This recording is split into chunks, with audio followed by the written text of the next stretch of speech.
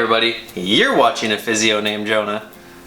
That's this guy. Recently on this channel, I've been spending more time talking about the world of finances and rehab.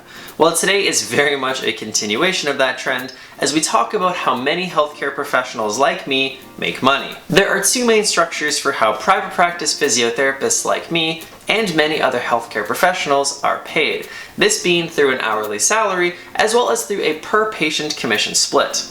In today's video, I'm going to be helping you understand what each of these models are, what makes them different from one another, as well as things to consider when deciding on what model is right for you. If you are new around here, consider subscribing to the channel and clicking the bell so you are notified when I release new videos just like this one. I am a Canadian physiotherapist who makes videos on physio-related topics like the finances of rehab, so if learning about this profession and how rehab professionals make money is interesting to you, come hang out here on the channel and we will get our Scrooge McDuck on together. Without any further ado, let's get right into it. We're going to start by talking about what each of these pay structures actually are. Hourly salary is pretty easy to understand because many professions outside of the healthcare world also function on a very similar model. The idea is that you are paid a certain amount for each hour that you are at work. At the end of your 8-hour work shift, you make your hourly salary multiplied by 8 for the hours that you were there. Easy enough to understand. Per patient commission isn't too hard to understand either. You may just not have heard of it before or fully understood what it means. The idea is that when each patient comes into the clinic, they pay a certain amount to the clinic, and for your services provided to that patient, you make a specified percentage of what that patient paid to the clinic.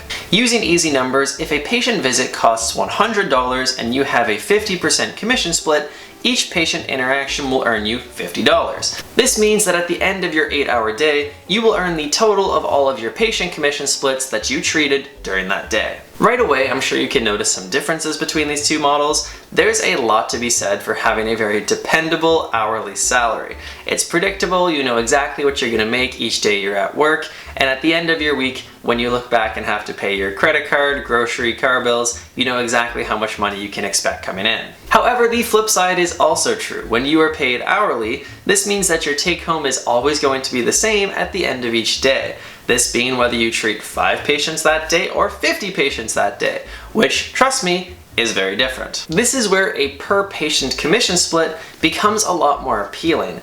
If I am in that example seeing 50 patients a day, but my hourly salary makes it seem like I'm really treating more like 10, well, that's a lot of income that I'm potentially missing out on, and that's not going to be very motivating. However, to flip it back again though, there is a chance that if you have a quiet day on a per patient commission split, you may actually make less than you would have on an hourly salary. Let's get into the nitty-gritty and use a specific comparison example so we can understand a bit more directly how to compare and contrast these models with each other. I'm going to be using some numbers from my How Much Do Physiotherapists Make video to ground this example in some kind of reality, but please keep in mind that these numbers are just for example, and the actual comparison of any one clinic's hourly salary versus commission split is going to depend a lot on the hourly rate per patient, the amount of patients, and the actual percent split that is given for that therapist. Let's say that we're a new practitioner and we have 2 offers on the table from a clinic that we are now going to be a part of.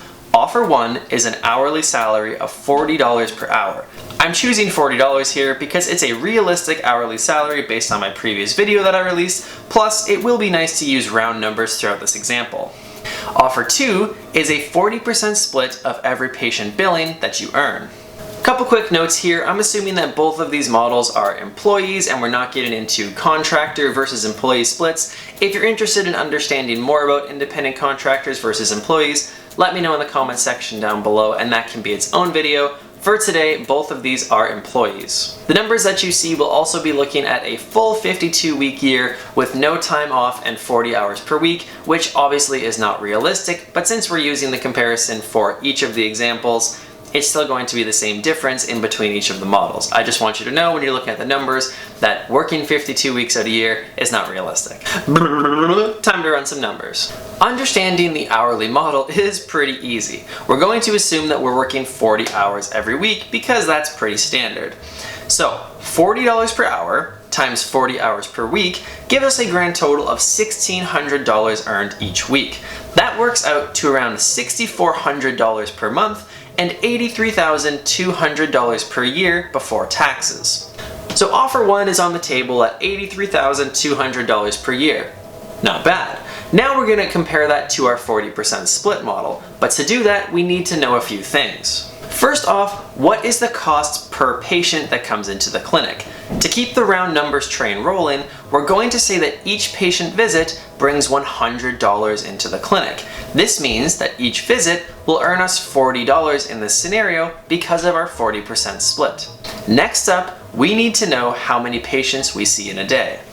Jonah, I hear you saying, how can we possibly know how many patients we're going to see in a day, let alone a week, a month, a year? That's part of what makes these models hard to compare, is that we don't know exactly how many patients we're going to see at a percentage split. Well, you know, you're not wrong, but that's also not going to keep me from having fun with these numbers and helping you understand how you can compare these two models. To start, we just need to know how many patients we can possibly see in a day, or how many spaces our schedule will allow for. In this case, let's use 10 to keep it nice and easy for round numbers. In a day then, we have space to see 10 patients. Let's start by assuming each and every day we fill all of those slots and see 10 patients. This would mean that we are 100% booked. Not realistic, but let's go with it for the sake of this exercise. Here's how we multiply it out. $40 per patient at our 40% split on $100 per patient, multiplied by 50 patients per week, because 10 patients a day, gives us $2,000 per week. That works out to about $8,000 a month and $104,000 per year.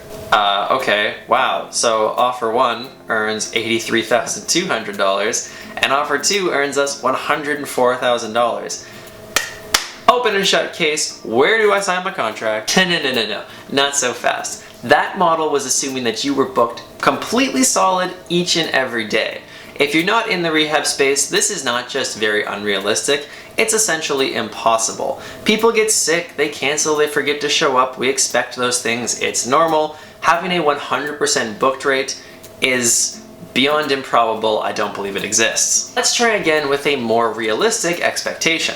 Instead of 10 patients per day and a 100% booking rate, let's see how things would look with 8 patients per day and an 80% booking rate. This is still a busy caseload, but a lot more realistic. $40 per patient from our splits, multiplied by 40 patients per week because of 8 patients a day, gives us $1,600 per week. Ugh, deja vu. It's almost like somebody picked these numbers. Yes, as you can see, this works out to the exact same as offer 1. At an 80% booking rate, offer 2 also gives us $83,200 per year. Well, cool, I'll still go with offer 2 because it makes the same as offer 1 if I'm like pretty booked, and if I'm actually more busy and I'm doing well, then I'm actually gonna make more money. So it only seems to make more sense to go with that. But what if you're not busy at all? Why is my brain so mean? Let's now run the percent split numbers with a quieter caseload, assuming that in a day, even though we could see 10 patients, we actually only on average see 6. This would be a 60% booking rate, and I think you can already see how this is going to impact our final numbers. $40 per patient because of our split, multiplied by 30 patients per week at 6 patients per day, gives us $1,200 per week. That's $4,800 in a month, and $62,400 per year. This essentially demonstrates the push and pull of hourly salaries versus percentage commission split models. Hourly salaries are more dependable and very safe, while percentage split models are more volatile but also more lucrative at the high end. Essentially, there's always going to be a higher income potential when we are comparing a percentage split model to an hourly rate, unless that hourly rate is completely insane. But this also comes with the volatility in a percent model of earning less if you're not very booked. When you're thinking about these models and trying to forecast out in your own contract negotiations, it's important to be realistic with your numbers. I think looking back at your past few months, if you have that data, can be really helpful in understanding what you can expect moving forward, assuming some growth as you continue to grow in your career. Personally, I think that when you compare these numbers, assuming anything of a booking rate over 85% is very risky, especially when we're talking about averages, but I also think that you should not be underselling yourself and assuming that you're going to be 50 to 60% booked unless you're really just starting out or opening up a new practice and that's not going to last forever. All in all, there are a lot of factors that play into this decision. There's how important is the dependability of an hourly salary versus the top end of a percentage split. What is the rate per patient that a clinic charges? How busy is the clinic in general? Are you newer in your career, later in your career?